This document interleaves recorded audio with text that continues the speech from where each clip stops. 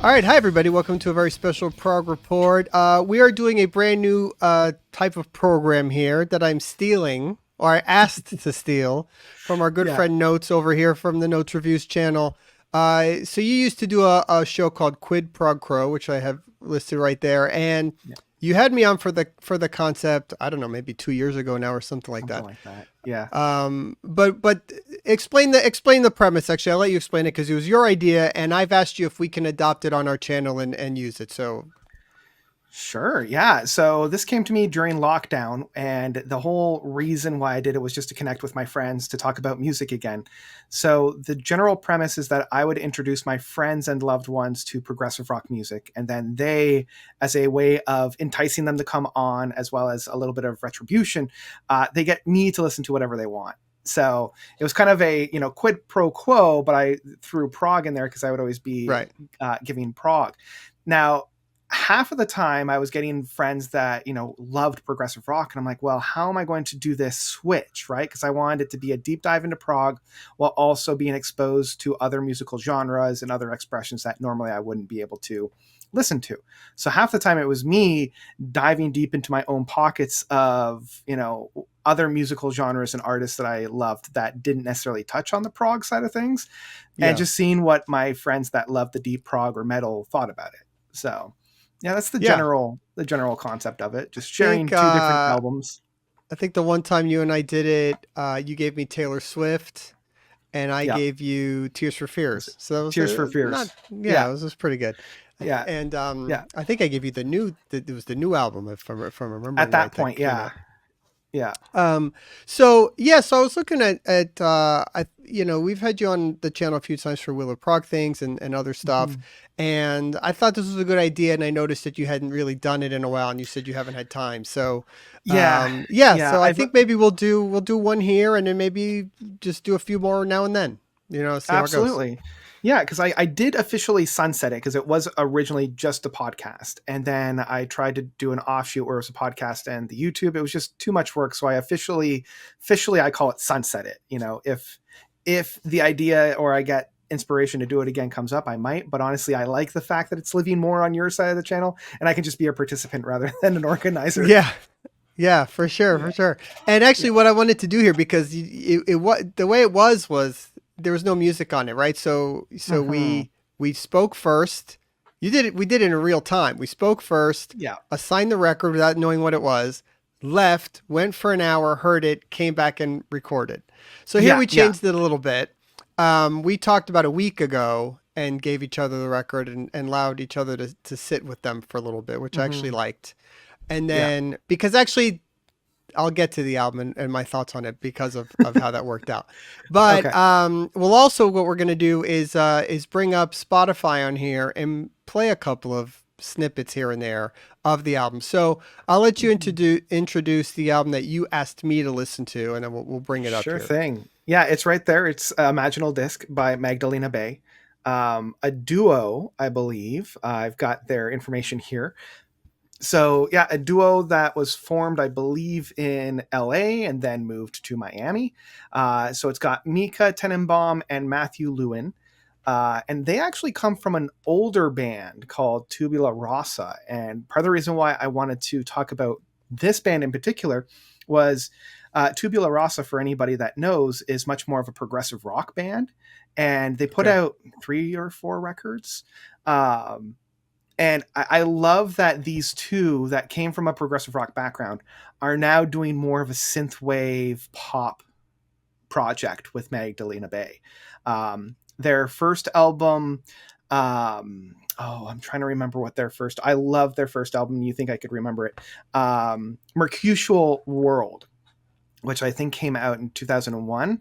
I loved how Oh they wow! blended. From this Yeah, band, so it's all the way in 2001. Okay. sorry, 2021.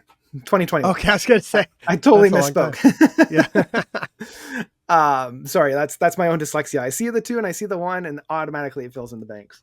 Um, but yeah, so like here's this prog band that then decides we're going to shift gears completely. We're going to start working with the sounds that like Charlie XCX, Grimes, and Chairlift, all those styles of the kind of synthwave hyperpop are doing, but we want to do it with a little bit of a kind of a proggy approach, in terms of like concepts and motifs and things like that. And this album dropped. When did this one drop? August, end of August.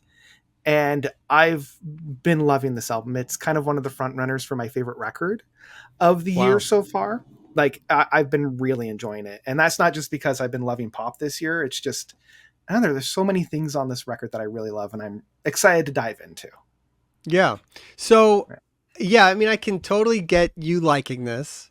And for my first listen, it was, if I had heard it in passing, like maybe the first or second song, I may not have given it a second thought at all. Just been like, okay, and then just moved on to whatever else I was doing. So that's why sort of having a chance to listen to it and go back to it a few times was helpful for me, because it did open up some other stuff on it that I was able to appreciate and get into. It is so it's sort of, we use that word a lot where it's like poppy prog, or things that we apply to things like Tears for Fears and, Sure. bands like that.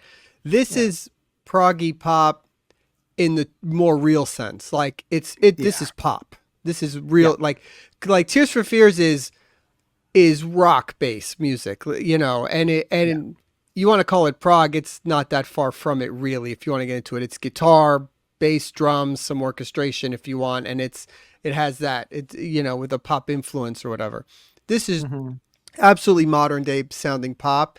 The artists that you described, I think are in line. It's not stuff I normally listen to. It reminded me of a artist called Kimbra, which I had listened to a while back, a few years ago. She was on that song by Gautier and Australian artist, did really cool kind of weird poppy stuff. Or Estero was another one in like the early 2000s that I liked a lot. It was kind of weird pop stuff with a female singer. Also, I think if you're a fan of maybe a modern prog comparison, Kairos, I think kind of applies. I could definitely hear that a little bit. I've been grooving with their latest record, Mannequin, all year, so I can see the kind of 1-to-1 comparison. Yeah. So, I mean, there's bits on here that I thought were really interesting, and some parts that maybe just took it too far, but it's definitely interesting. I mean, there's a lot of, they don't do verse, chorus, that kind of stuff, and the song. There's the songwriting is absolutely in that progressive mentality or experimental, or whatever you want to call it. Oddly enough, the things maybe I liked were the more straightforward bits. Oh, interesting. Okay. So, I'm not sure how I feel about her voice. At times I like it, and at times it's too babyish. Sure. But you could tell she's a good singer. So it's an interesting listen. For the fans of ours that like Opeth and those bands, you might probably hate this very much, unless you are open to stuff like maybe myself and Notes are, because not a lot of prog people are. They like this or that, and they, So, you're vast. I mean, you like definitely maybe more than most people. I try. So I think I'll play. Well, let me play which I thought was my favorite song. Okay, let's see if it aligns, because I've got two. So, Death and Romance, song number 5 was my favorite track. I like this bit a lot. And I could even see this as an opening to like a podcast episode. It just has a cool vibe to it. Yeah, it's I think a little bit more of a traditional track, just with like a groovy, It sounds more normal. But I dug this one, actually.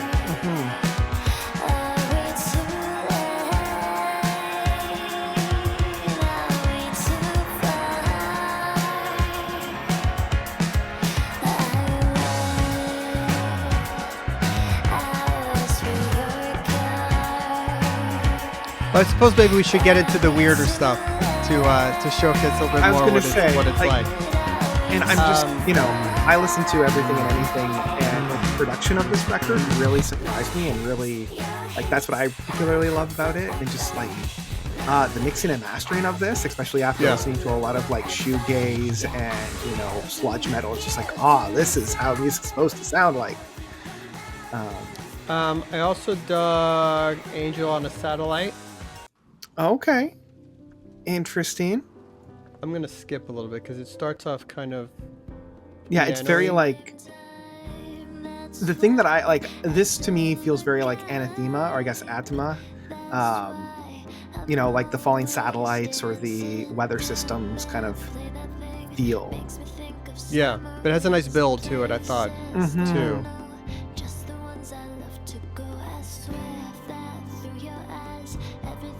But here, like, I like her voice. You know what I mean? Like here, I think it sounds really good. Yeah, it's very like intimate because it's really just her and the piano.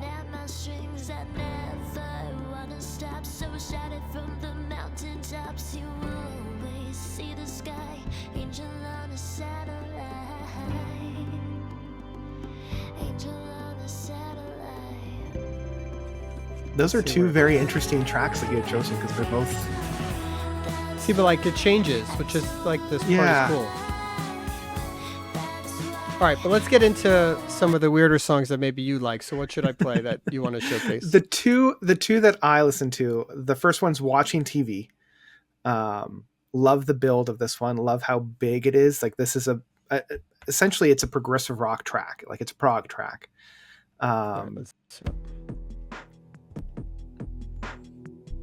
Yeah, it starts off a little bit slower. Honestly, for me, it's like the big kind of crescendos and the midpoint and the ending of this track that I really like.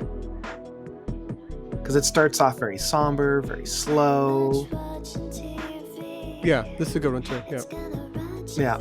And I really liked kind of like, because there's almost two climbs and peaks that I appreciate.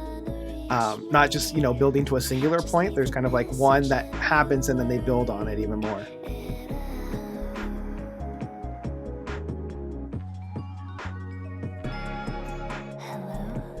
It's almost like dream pop.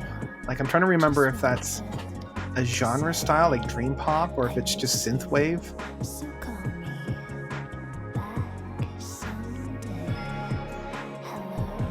But yeah, if you want to move the track to about like the midpoint. Okay.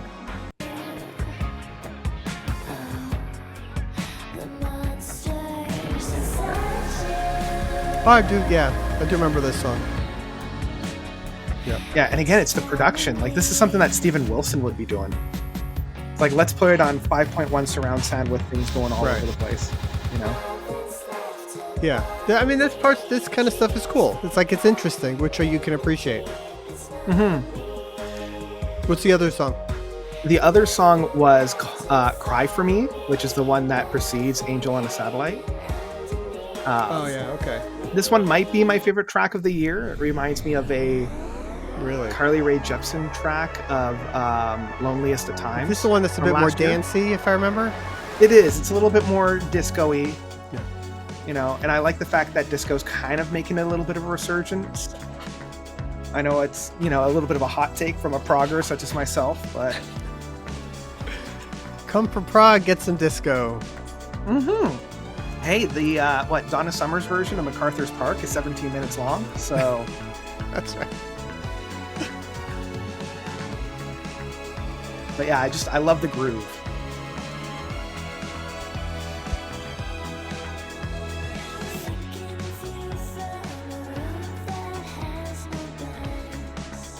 I wonder how many prog people have heard this record. But I think that's what's cool about putting it on here. Well, that's it. Like there's, because, Tabula Rasa was a progressive rock band, I wonder if there's any carryovers from that, unless you're like a diehard fan. But the individuals that I know in my life that love prog, I'm usually the one introducing them to this kind of music, and then they're like, half of them are like, "Oh, this was great," and the other half are like, "It's okay, I'll stick with Opeth." Right. And once again, for me, I thought it was interesting. Again, it might not be something that I might seek out on my own, but I liked it. It was better for me than that Taylor Swift album you had me listen to. Reputation? Yeah, I could see that. I could see you enjoying this one a little bit more. And part of the reason why I gave this to you is it has a like an 80s pop sound to it, and I know Yeah. that's kind of more of your jam. Yeah, I like that kind of stuff. I mean, it's if this is just playing in the background while you're working or doing whatever, Mhm. it's fun. It's totally like listenable and enjoyable. So Yeah. yeah, that was cool. Amazing. Yeah, Well, I'm not glad you something I enjoyed it. think not something I think the usual people that watch some of our stuff might get right off the bat, but you know, Yeah. maybe not. You know, we're checking out. All right, That's why so we do this. the band, actually, I had a band that I'll save it for next time, but I had a band that I wanted to give you, and then when we were talking about what bands they are, I completely forgot about them, and so I went Hey, with that's all right. I've another got a couple. one. Went with another one, and so I may have talked about these guys before on my channel. Actually, let's see. Yeah, and I do know you've Fair. recommended them to me, so I've listened to like a handful of tracks, but I never spent some dedicated time with them. So I'm glad that you were like, "Nah, let's do this record." So yeah, this is one of my favorite records ever. I just love this album so much, and Fair to Midland, American sort of prog metal. They Yeah. were similar to me, like as a Faith No More or System Hmm. of a Down, that kind of thing. Only three, well, two and a half records, really, I think. This was their first major label album from 2007, which is crazy, already 17 years old. Um, and just the thing that I loved about this band, because I discovered them, oddly enough, live first, which was so Oh, cool. So I had okay, never yeah. heard of them, and I went to South by Southwest in Hmm. 2009, 2010, somewhere around there for a couple years in a row I was going and saw them live and just my mind was blown. I've never seen a band so awesome. The singer was the most insane frontman ever. Just an Yeah. amazing singer and crazy out of his mind. And um got into them from that point on and then they did a second album which came out in 2011 and nothing really happened with it and then they Hmm. fizzled out unfortunately like a lot of bands do. Yeah. um I think sadly they might have missed that sort of prog resurgence window that I think they could have totally jumped on board with Yeah. and that came after 2013, 2015 bands like Thank You Scientist and all Hmm. these bands that started to get buzz and I think they could have ridden that wave and found a whole new audience. I think they were signed to Universal Records with this first album in an era Hmm. where this kind of music was not going to be in the mainstream anymore and they were just in that gap where there was no place for them to exist as a major label band. I think Hmm. they just fell victim to that. I think unfortunately, but I love his voice. I think the whole thing about this band is the singer. He's just one of the best Hmm. singers that I've ever heard, and his range is insane, and I love it. So tell me what you thought about it. Yeah, this I would have loved this when it came out. Like this came out as you were saying, what 2007. So Yeah, if I had listened to this in 2007, it would have been one of my favorite records of that year. The thing that it reminded me of, as you were saying, like it reminds me of some of those more metally style of, I guess, progressive rock adjacent stuff. So yeah, like I was getting flavors of like a Coheed and Cambria, especially with yeah, their first two or three records, like up till four. Um, that was kind of like my kind of touchstone, and at that point, I was really into that kind of music. I think my tastes at this point, um, I still kind of dip into this style every once in a while, but it's not kind of my go-to. So again, much like you were saying, I'm glad that we got a little bit more time with these albums rather than just the first initial listen, because I probably wouldn't have been as favorable to this album. I would have been like, it was fine, but nothing really to write home about. And with this style of metal, or I guess like rock metal, um, you need a little bit more time to really digest. And I was kind of shocked and surprised of the plays on Spotify, because they're all like, most of them are over a million. Um, and I was kind of shocked to see music like this from that time period having yeah, this amount of views. And I think you're quite right. I think if they had stuck together and kind of played it through, they could have ended up like, say, like a Deer Hunter that Yeah. put out a bunch of albums in the late 2000s, early 2010s, and then with their acts 4 and 5, they just exploded. So yeah, and I like that there's kind of a running story going on with this track, like this album. And I wish I had a little bit more time just to kind of like plot out and listen through all that, just to get a little bit more of a idea of it. Yeah. So yeah, it was fun. I will say that this, of their two main albums, I like this one overall better. I think it's more cohesive and better songs throughout. But the follow-up album has my favorite song by them, which is called Musical Chairs, which is absolutely my favorite song by them, and it's maybe one of my favorite songs ever. And so this is just one of those bands that I show everybody. Because no one's ever heard of them that I meet. So I'm like, oh, you got to check this band out. So yeah. All right. So give me a couple of songs that maybe you remember that we should play. Yeah. I think one that I particularly like, and honestly, it shouldn't come as too much of a surprise because it was one of the more quirky and strange one, was April Fools and Eggman. Yeah, that's a good one. It's quirky, it's strange, it's fun. I love how they play with time signatures on this one. Yeah, that was one that definitely stood out for me. The other thing live that was interesting, I'll never forget, was the keyboard player used to play with the keyboard. So how to explain it? Like facing down, backwards. So yeah, I'm trying. So the keys were away from the keys were away from him, and he was playing like down, almost like they're the guitar. And I just thought that was, I'd never seen that before. So yeah, let's check this one a little out.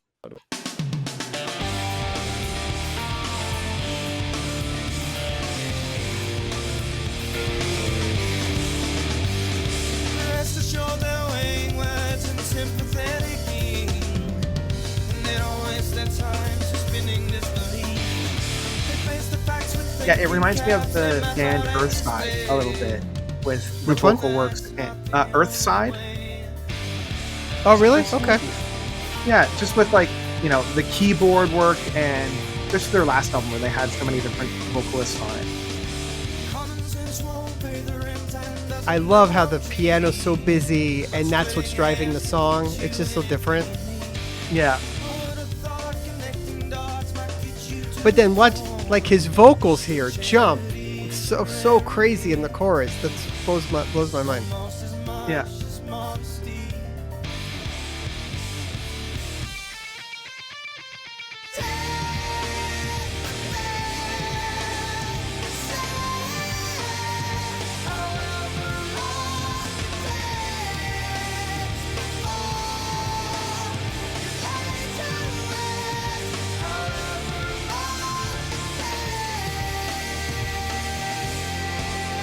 All right, what's one more? The other one that I really liked was the Upgrade Brigade. I just like the play on words with the upgrade brigade. Right. And yeah, there was just, again, it's the quirkiness. I love the playing styles. That was, I don't know, it left a really good taste in my mouth when I was listening to that one. All right, cool.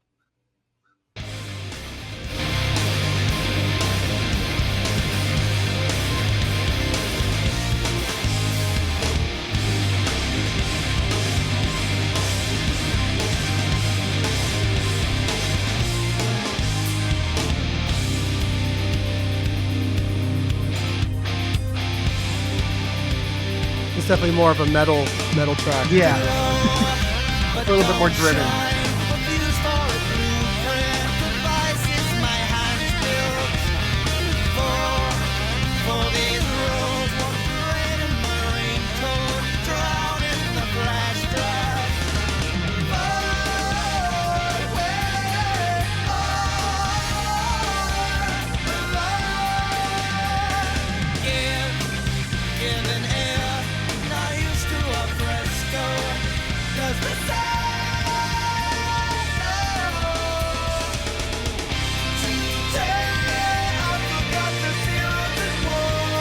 Yep. Cool. Yeah. Those are the two that I'll play. So Dance of the Manatee was their one major single that ever got any play. So I'll showcase that one a little bit. he does this growling thing. That's like that he was known for a little bit.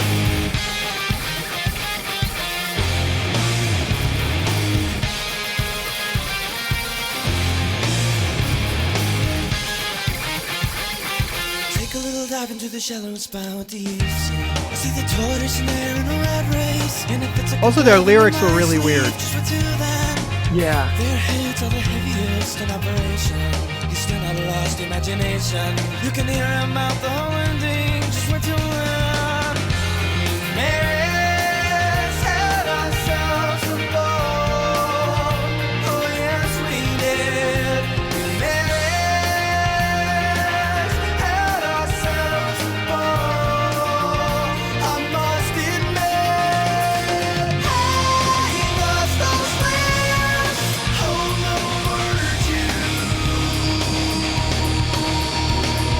There's the growl. I mean, that vocal range again. Yeah. So good. Like musically, it almost reminds me of Reign of Kendo a little bit. Like just a little bit more of a jazz heavier, approach to but- rock, a little bit yeah. heavier. Yeah. My favorite song on here though is this one: "The Wife, the Kids, and the White Picket Fence." Oh yes. That's always Yeah. been my favorite song. I'm from not this thing. surprised. Yeah. It's just, I don't know, it gets me. I'll skip a little bit. The child took one step more and went straight to the source. And to blame right in, they opened fire with their inject spin to make ends meet. It has my favorite part on the whole album. I can see that. So I wait for the dawn of war and they'll between you and me from point A to point B is a fine line that burns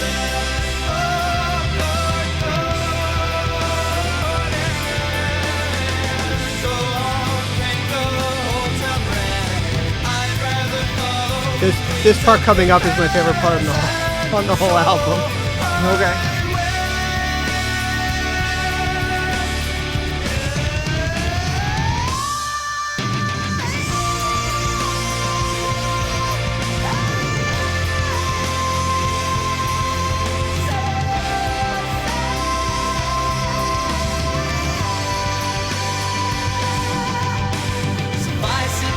You know, music is weird. Like, it just gets me every time, and it actually makes me sad that someone that can sing like that doesn't do anything anymore. Yeah.